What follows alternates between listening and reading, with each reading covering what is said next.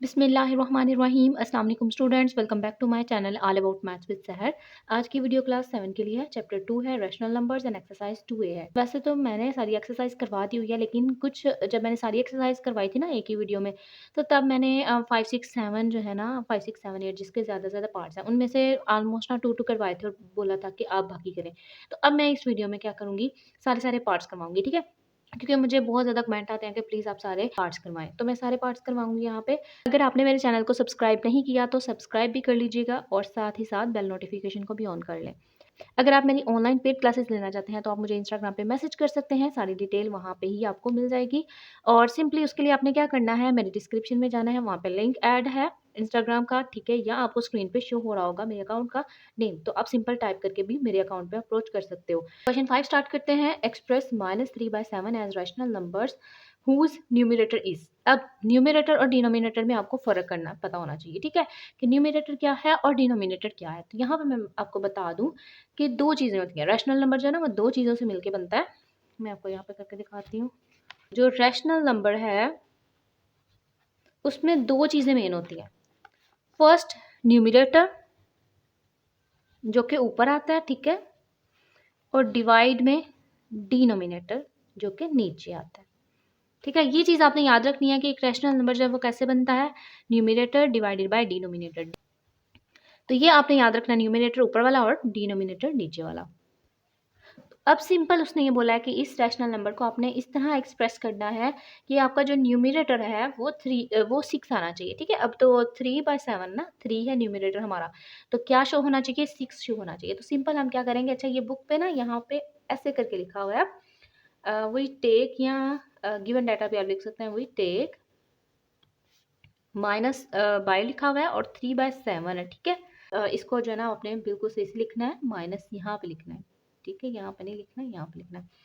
तो इसको हमने क्या करना है, ये जो ऊपर वाला हमारा न्यूमरेटर है, वी नो डैट जो ऊपर वाला होता है वो न्यूमरेटर होता है, न्यूमरेटर को हमने क्या बनाना है, 6 बनाना है।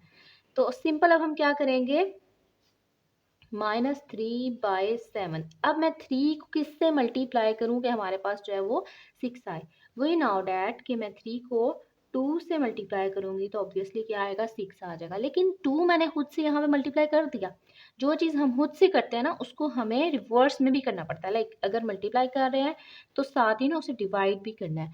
अगर ऐड कर रहे हैं तो माइनस करना पड़ेगा, या माइनस कर रहे हैं तो ऐड करना पड़ेगा, ठीक है। तो ये चीज़ आपने याद रखनी है कि हम जो चीज़ एक्स्ट्रा खुद से करते हैं ना उसे हमें डबल करना पड़ता है, यानी कि उसकी इन्वर्स में भी करना पड़ता है। तो मैंने मल्टीप्लाई किया ताकि हमारे पास 6 आ जाए और साथ ही साथ मुझे नीचे डिवाइड में भी करना पड़ा। तो मैं सिंपल यहाँ पे क्या कर रही हूँ, 3 2 ज़ा 6। अब यहाँ पे पॉजिटिव 6 है, इसका मतलब है ऊपर आपका नेगेटिव नहीं आना चाहिए। चलो इसको हम लास्ट पे सॉल्व कर लेते हैं। 3 2 ज़ा 6 बाय, अब इनको भी मल्टीप्लाई कर लेते हैं, 2 7 ज़ा 14। इनको कट तो बिल्कुल नहीं करना क्योंकि ये हमने खुद से ही लेके आए हैं ताकि हमारे पास ऊपर जो है वो 6 आए। अब पॉजिटिव 6 बोला हुआ है ना, तो ये नेगेटिव का साइन भी ऊपर ही कंसीडर किया जा रहा है और किया भी जाता है, ठीक है। तो हम इस नेगेटिव को क्या करेंगे, सिंपल नीचे ले जाएंगे। इससे ये होगा कि जो हमारा ऊपर न्यूमरेटर है वो पॉजिटिव फॉर्म में आ जाएगा। नीचे बेशक हमारा कुछ भी आए, हमें सिर्फ ऊपर जो है वो पॉजिटिव वैल्यू चाहिए। तो ये हमारे पास एक ऐसी फॉर्म आ गई है जो कि -3/7 को एक्सप्रेस कर रहा है एज अ न्यूमरेटर 6, ठीक है। सेकेंड पार्ट है -15, यानी कि सेम यही स्टेटमेंट इस पार्ट के लिए भी चलेगी, ठीक है। न्यूमरेटर में हमारे पास क्या आना चाहिए, -15। तो सबसे पहले हम यहाँ पे गिवन डाटा भी लिख सकते हैं, गिवन लिख लेते हैं, वो ज़्यादा बेटर लगता है, ठीक है। आप वही टेक भी लिख सकते हैं। गिवन क्या है, -3/7, ठीक है। ये एक रैशनल नंबर है हमारे पास। तो अब हमने इसके न्यूमरेटर को क्या बनाना है, 15, -15। माइनस तो हमारे पास है कि हम इसको कंसीडर कर सकते हैं ऊपर जो न्यूमरेटर की फॉर्म है, तो माइनस को तो हम एज इट इज रहने देते हैं। अब यहाँ बात आती है 3 की। 3 को हम किससे मल्टीप्लाई करेंगे, हमारे पास जो ऊपर वाली वैल्यू है वो 15 आए, ठीक है। न्यूमरेटर है ना, तो न्यूमरेटर में का मतलब होता है कि ऊपर वाली वैल्यू। तो 3 का टेबल कहाँ तक पढ़ूँ कि 15 आए, ऑब्वियसली 5 तक। 3 5 ज़ा 15।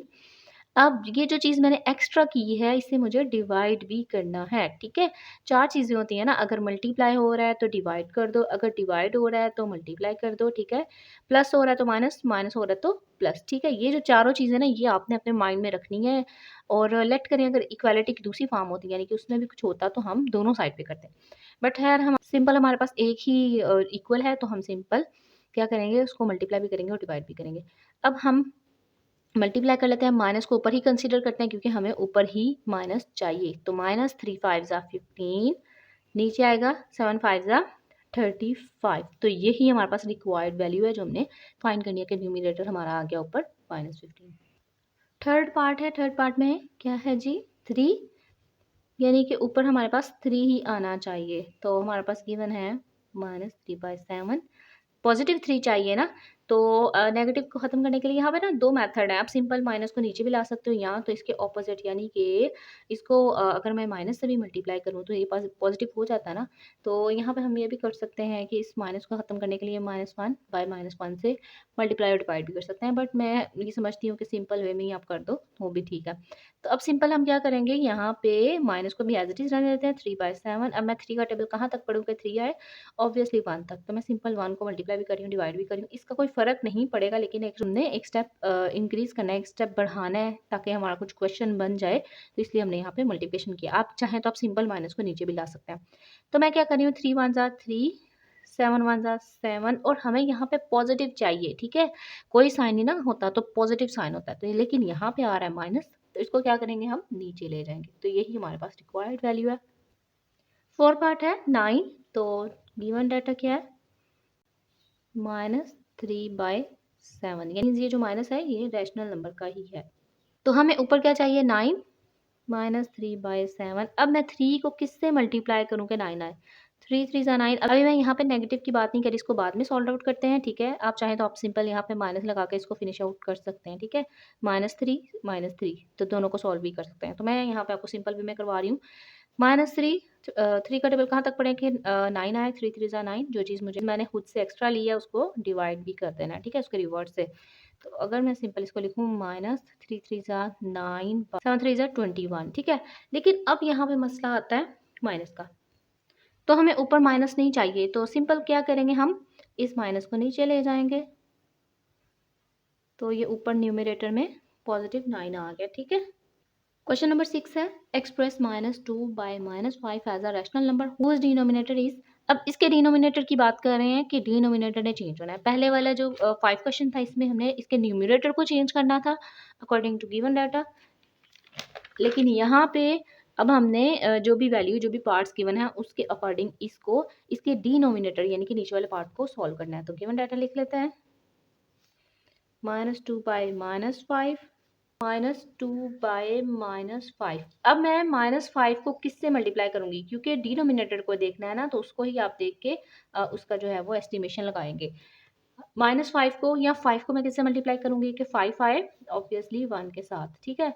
और अगर आप यहाँ पे इसका कट करना चाह रहे हैं इसका नेगेटिव साइन, तो आप सिंपल -1 से भी मल्टीप्लाई कर सकते हैं, ठीक है। तो मैं यहाँ पे ना आपको वो करके भी दिखा देती हूँ एक क्वेश्चन। -1 से मल्टीप्लाई भी करेंगे, -1 से डिवाइड भी कर देंगे। हमने ये जो -1 लिखा ना, ये इसको देखते हुए लिखा क्योंकि हमें चाहिए पॉजिटिव, माइनस माइनस प्लस 5 1 से 5 आ जाएगा। ये चीज़ हमने डिवाइड भी कर दी तो हमें मल्टीप्लाई भी करनी पड़ेगी। तब सॉल्व कर लेते हैं, माइनस माइनस प्लस 2 1 ज़ा 2, माइनस माइनस प्लस एंड 5 1 ज़ा 5। तो हमारे पास डिनोमिनेटर में आ गया सिंपल 5। -15 सेकेंड पार्ट है, -2/-5।